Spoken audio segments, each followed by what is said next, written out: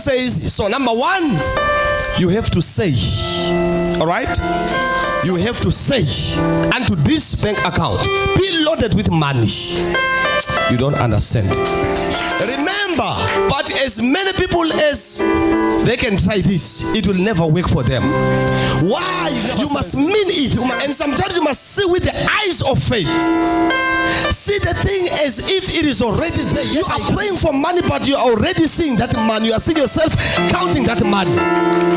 Remember, I told you about what we call the yetzer, the power of imagination. That as you are praying for something, you begin to see in the spirit. As you are praying for money, you begin to see yourself counting money. As you are praying for a car, you see yourself driving that car. That's another level in the spirit that you need to reach.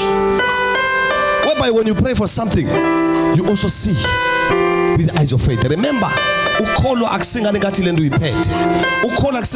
doesn't matter how little it is. All we need today is faith.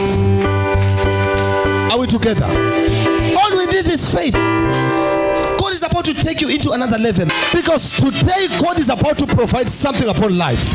Let me tell you something. Jehovah Jireh for nothing. He is Jehovah Jireh because he provides. And today God is about to provide over a situation. It doesn't matter you're looking for money. May the Lord who myself provide that money. In Jesus' mighty name I pray. He is not called the Adonai for nothing. He is Adonai because he's a God of more than enough. He is a God of more than money. He can bless you with more than money. He can bless you with more than shops. Oh my goodness. Are we together? Are we together? He is a God of more than enough. The great I am. So Jesus said, nothing shall be impossible